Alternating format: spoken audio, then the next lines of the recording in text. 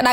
កាន់តែច្បាស់ការហើយទីបំផុតគណៈទណ្ឌពេទ្យកម្ពុជាបានចេញសេចក្តីប្រកាសបកស្រាយបំភ្លឺជាសាធារណៈពាក់ព័ន្ធក្មេងស្រីដែលល្បីបាត់បង់ជីវិតដោយសារតែការដាំប្រាស់ធ្មេញគឺបណ្ដាលមកពីកត្តាបែបនេះ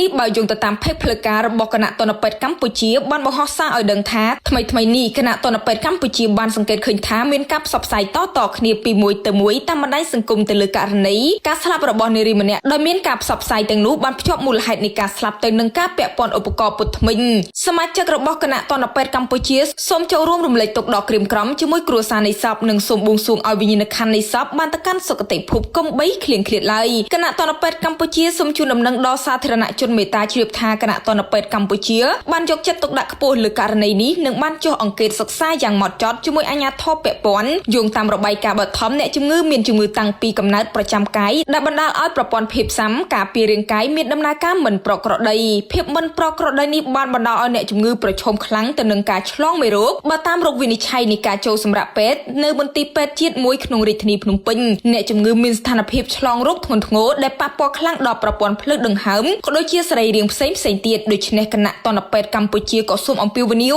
ដល់សាធារណជនមេត្តាវិតម្លៃប្រភពព័ត៌មានក្នុងបណ្ដាញសង្គមនិងធ្វើការផ្សព្វផ្សាយបន្តប្រកបដោយស្មារតីទទួលខុសត្រូវខ្ពស់ដើម្បីជៀសវាងការបង្កភាពភ័យខ្លាចដល់អ្នកជំងឺដទៃនិងធ្វើឲ្យប៉ះពាល់ដល់កិត្តិយសនៃវិជ្ជាជីវៈទណ្ឌសាស្ត្រគណៈទណ្ឌពេទ្យកម្ពុជាតម្កល់សុវត្ថិភាពអ្នកជំងឺនិងសុខុមាលភាពរបស់ប្រជាជនជាអាទិភាពចម្បងជានិច្ចនិងធ្វើយ៉ាងណាឲ្យអ្នកប្រកបវិជ្ជាជីវៈទណ្ឌសាស្ត្រអនុវត្តការងាររបស់ខ្លួនដោយអនុលោមទៅតាមដែនកំណត់វិជ្ជាជីវៈនិយមនិងបទដ្ឋានវិជ្ជាជីវៈទណ្ឌសាស្ត្រត្រឹមត្រូវ